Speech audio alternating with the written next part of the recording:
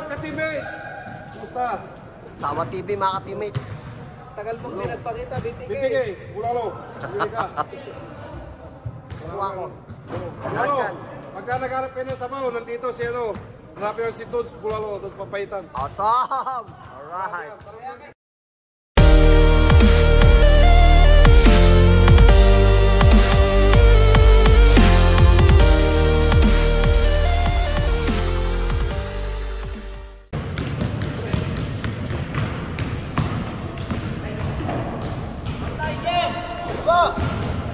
Shout out, Miss Doc TV! Wala na naman. Mamaya ah.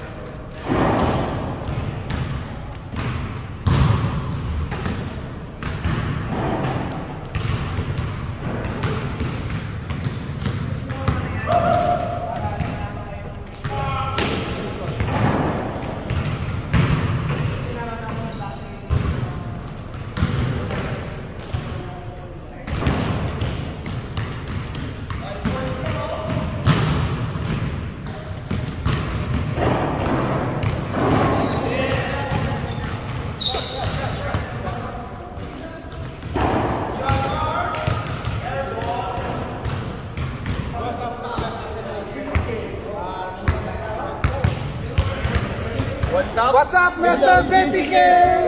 What's up, BTK? What's up, Mr. BTK? Alright. Yo, what's up, Mr. BTK? Alright.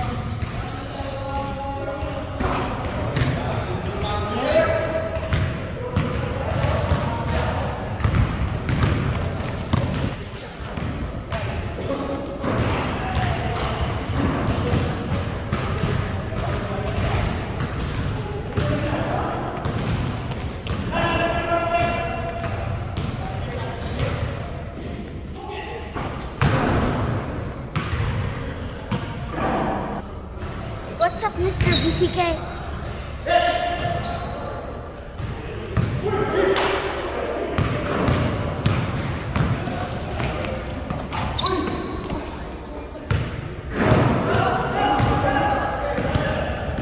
Mr. BTK, shout out.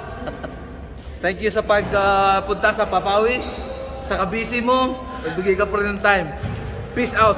God bless.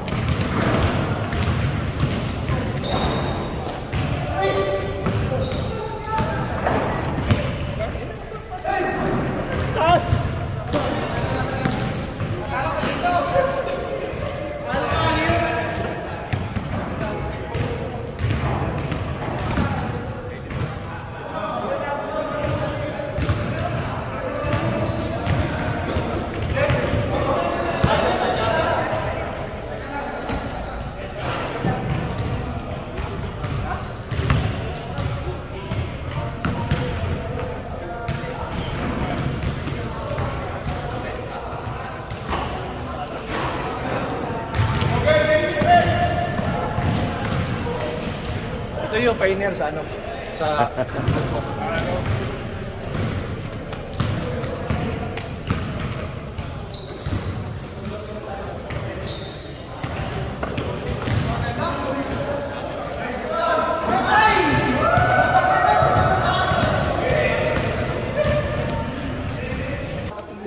Mr. BTK po ng basketballista ng Canada. So nandito pa rin tayo sa True North Basketball Camp.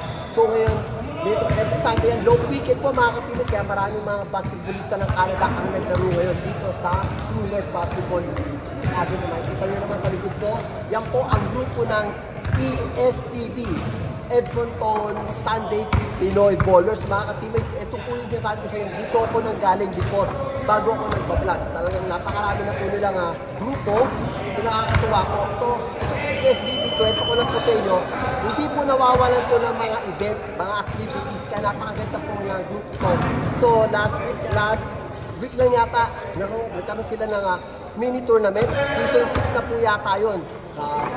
Every weekend, every month, marami po silang activities. So, dapat po ngayon, meron po silang gagawin sa activities. Kaya lang po yung panahon, hindi po maganda. So, nireset po natin next week. So, and then, ang ESPB po pala, sila po yung nanalo ng sa Edmonton Pinoy Ballers Association ng Master Division Championship Game ng ESPB. So, ngayon, siyempre, makakapanayam natin ang commissioner ng ESPB, si Ray Torres, mga ka-teammates. So, okay mga ka-teammates, so nandito na nga, makakapanayan natin si Commissioner Ray Torres para malaman natin yung mga upcoming event nila mga ka-teammates. So, Ray Torres, mga ka-teammates! Awesome! So, Commissioner, ano ba mga natin, mga event? Dahil na sinabi ko nga, marami kang mga event na dumarating, hindi ka nawawala ng mga event every month, every week. So, bigyan mo ako ng mga update para sa mga basketballista ng Canada. Well, kasi sa ESPB, sa Edmonton South Pinoy Ballers, hindi lang kasi kami naglalaro ng basketball ng every weekend. So may mga programs o projects kami na ginagawa. Like yung mga, before may ginawa kami sa winter na mga lumang jacket, pinamigay sa mga bagong dating, lalo na sa mga estudyante. So nagkamap kami ng ganong idea para matulungan yung mga student ng mga bago na naghahanap ng mga, kasi pag winter malamig. So at saka yung group, after nun, nagbibigay din kami ng mga tulong sa mga players na ng mga na-injured, yung mga gano'n. So, lahat yun, tinutulungan ng bawat isa, hindi lang ng grupo ng athletes. Lahat nagtutulungan. And then, meron kaming mga mini-league. Hindi kami season league kasi mahirap kumuha ng mga games schedule sa Nasabi ko nga kanina, last week lang natapos yung season 6 na nga ba? Season 5. Oh, season 5, sorry. Season 5 na. You know mo, ang dami na nilang mini-league, mga ka-teammate. So, and then upcoming is yung mini-league ng season 6. Pero before that, nagkakaroon kami ng second year na community cleanup. Yung group, nagkano rin kami na, kumbaga, give back to the community. So, nagkama yung idea na gano'n para at least kahit paano. May makita rin sa community na yung group is, kumbaga, yung cleanliness, Hindi lang pa sa basketball. Napili natin. Hindi lang basketball. Matanong ko nga, Commissioner, ilan na ba ang grupo na sumasali from now? Kasi parang nababasok sa group chat, maraming mga nagtatanong, mga bagong dating mga katinong. So, mga ilan na ba mga ano natin? Yung member, almost 1,000 nasa 970 plus na eh. So, welcome naman lahat, kahit sino, kahit anong lahi ko pa. So, welcome naman lahat yan. So, yung mini-league kasi, ang ginagawa namin doon, kung sino yung mga regular na nag-pick up, pina-priority namin kasi siyempre sila yung nagbibigay ng pondo sa Every league, every papawis, yeah. Kasi every Sunday, siyempre may sumusobra dyan minsan ng mga halimbawa, for example, $40, $50. Yung pondo na yun, nagagamit namin dun sa lahat, sa mga project, ang pangtulong, so gano'n. Tapos this year, ang plano ng ESPB admins, magkakaroon kami ng out-of-country outreach program, which is bawat isang admins, bawat lugar magbubulutan kung kaninong lugar magbubulot. Magkakaroon, for example ako, magkakaroon sa lugar namin ng mini-league sa mga bata, sa mga kids, sponsored by ESPB group. And then after makompleto na yung admins, bubunot kami sa mga players, yung mga names nila. So, bubunot kami doon. Kasi hindi mo players sa lugar nila magkakaroon din ng mga program na kung ano yung gusto nila. Ngayong year, buong year yan. Kung ano yung mga gusto nilang program po, mini-league, sponsor ng bags sa schools, supply, lahat yun, na mapag-meetingan ng admin zones this coming week. Yun mga future plans ng organization. So, ano naman, about dun sa, kasi nabanggit ko nga kanina sa ano ko na meron kang community league, community service today. So, na-cancel lang kasi yung panahon. So, kailan ba natin ulit sa mga isi-set? Sa Sunday. So, may maganda yung panahon sa Sunday. So, sa May 25? Mga ka-teammate, sa May 25, no? May 25 po yung community service niya, okay? So ito yung pinagawa ng t-shirt para sa community cleanup. Ang ganda. Ayan. So, ayan, shout out to Big Madayag sa yung... Malapit yan. Marami akong talaga nakikita ko yung mga nyo. So, nagpiprint. Malapit. Mga ganda logo nila, mga ka-teammate. So, yung naggawa ng sombrero, si RC. Gusto nagpagawa. So, shout out kay RC. Yan. Mga sponsor natin. And then, Jerome, isa rin sa admin ng Itaw. Yan. The-best din yan. Palaging support na yan. Saka kay Lonix, yung gumagawa pala ng trophy ng ESPD at ng Itaw. Acrylic yan. Si Lonix Villegas. Ay, paano ko pala makatuwa pala, sorry. Nakakatuwa kasi, gagawan din nga raw niya ako, nakikita yung Mr. BTK logo ko, gagawan daw niya. Nakakatuwa, thank you, Ani. O yan, si Lonix. At saka siya rin yung nagre-referee sa Itaw at saka ESPD. Shoutout kay Lonix at kay Rods Biluna, kay Tol, and kay Richter. Yan, silang tatlo yung nagre-referee sa ESPD sa mga mini-league namin. So, yun. Tapos, sa mga future plans pala kasi namin, pinag-usapan namin kung i-invite namin mga iba't ibang mga grupo. Possible talaga sa iba. Pwede pumasok. Yun is pagkakamuan pa. Doon sa Yuba, Edmonton United Party ko, maraming grupo dyan. Yan. Mga ganyan. Pero pag-uusapan pa namin. So marami napakadami talagang grupo rin kasi dito sa Edmonton ng mga basketball. Yun. So, ayun, ito nga pala yung yung link ng Edmonton South Pinoy Ballers. And thank you nga pala kay Mr. BTK sa pagpapalak sa atin sa pag-interview niya, si Bob Group. And don't forget to like and subscribe. Mr. BTK, basketballista ng Canada. Maraming salamat. Ako kay Jake Gitasa, number 1 niya, sobrang your solid, choice, your jersey. Solid na yan, talagang group, talagang lahat sinusuportahan na kami. So maraming salamat, Jake. Kung gusto nyo quality na jersey talaga ako, tested na ito. Long time na talaga. Hindi ako maalis dyan kasi si Gitasa talaga, iba talaga. And then, sa Pilcan, kay Alien Di Pilcan Car Mazda, kay Alien Di Castro at kay Sir Red Padua. Parang nakita ko yata rito si Kevin. So, yun, sa Pilcan. Tapos, kung gusto nyo kumuha ng sasakyan, used or new, just contact Alien Di Castro or Red Padua sa Pilcan. And then, Allstate Insurance, kay Ray Magdarayo. Kabait siya, napakabait niyan. Yan, sumuport yan sa kahit saan. Sa namin ngayon, sa team sa EBA. Yung team ng ACB, Open Division. Tapos kay Kevin sa Dapoy, Sushi Bar and Grill, ito lang kayo sa Sherwood. First time comer, meron kayong 15% discount. Sasabihin nyo lang ESPB or E-Town. And shoutout sa sister group ng ESPB, which is E-Town. Kay Kumi, Leonard Padilla, kay Mick, siya nag-video ngayon, Vince Ryan, kay Jeff Dalit, GPM. Kay shoutout din pala kay GPM, yan, the best yan, si Paul G na GPM Planning. Yan, si GPM, ever since, talagang andyan yan, susuporta ang kanyang personality ko. Hindi yan magdadalawang isip. Talagang, he never say no. Talagang, pare, sige, support ka. Good job ka. DPM, thank you.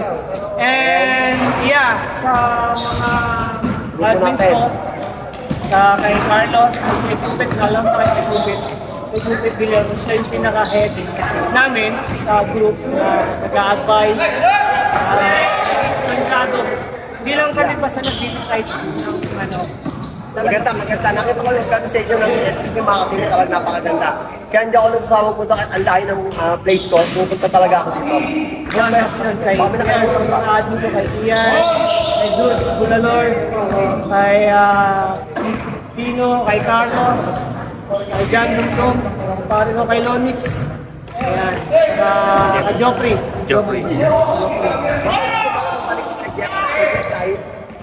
Mga teammates sa yung photographer ng ESPB. Ang ganda Itaw. Ang ganda na makuha niya, diba? So, supportan po natin itong mga vlogger o mga nagagawa ng content dito na napakaganda. Mahirap, hindi ganun kaganda mga teammates. So, baka may add ka pa, Commissioner? Sa mga players, yan. Actually, sa mga players na every Sundays na nagpipick up, thank you kasi wala sila. Of course. Mga regular players talaga natin. Kaya yung number 1 dyan eh. Kaya sa mga mini-league or sa mga league kahit sa town yan. Kahit anong issue nila, pupunta talaga sila. Pupunta sila. Kaya yung ginagawa nyo dito na tsaka ng ESPB, priority talaga yung mga nakikita. Hindi kami kumukuha ng mga team sa labas. Sorry sa mga pumasok na natatanong sa vlog. Hindi namin pinapayagan hanggang hindi kayo nakakita. Kasi, siyempre, lagi nandito tapos hindi sila marakalaro. So, priority namin yung mga nagpipick up ka na. Para naman sa mga pantipulisa ng Canada yung mga bagong dating. So, ano mga, bigyan mo ako ng list ng mga court na pinaglalaroan nyo para malaman nila kung saan sila pwede mag-ano. Bukod na sa ESPB na group chat, para may ideas sila sa ano. Tulad nito, sa True North Academy Basketball, right? Dito yan sa may Gateway Boulevard, corner White Mat. And then meron pa ako na sa may Chapel. Sa Guard Warden. Yun. Actually, itong PNBA, parang ito na magiging regular Sunday sa umaga. Depende kasi sa schedules na nakukuha minsan sa city. Pero itong Sunod Basketball Academy, ito yung regular ng Sunday. Pero ang sitaw ng alam ko is, meron talaga yan eh, yung guard or yung farman. Kaya talaga yung kumbaga yung home base ng ESPB sa Sunday. Sa ngayon, kasi hindi pa kami makakuha ng schools na pwede namin pick up. So ayan mga ka-teammate, napakarami natin na nalalaman kay Commissioner Ray Torres. So sa lahat ng mga gustong join sa ESPB, alam niyo na gagawin nyo, meron po silang group chat or hanapin nila po si Commissioner Ray Torres. Ang po niya. So any additional shoutout o ano? Shoutout sa misis ko. Ticket sa Canada. Akala ko diba? I love you. Well, shoutout din sa mga, yung mga kay Carlos kasi may pares. Si Dude Lord. Hindi po namin ina-announce talaga sa group kasi kung sino lang may gusto. Diba, yun lang. So, bibili. Shoutout din talaga yan. Laking salamat namin sa group. Ano kami? Tulungan tayo kami. Kumbaga, dumami ko sa copy na. Nice. Okay. So wala na ba tayo? Wala kang nakalimutan? Wala na siguro. Alright. So mga kapatid, nakita niyo naman, ang biyak ko po ng ESPB. Yan po si Rexar Bisat TV. Wala na naman po siya. So hi. So maraming salamat po sa lahat. Support po natin lahat ang mga basketballista ng Canada dito sa Edmonton. Sa lahat po ng part po ng Canada. Thank you. Maraming salamat, Mr. BTK. Alright. Okay.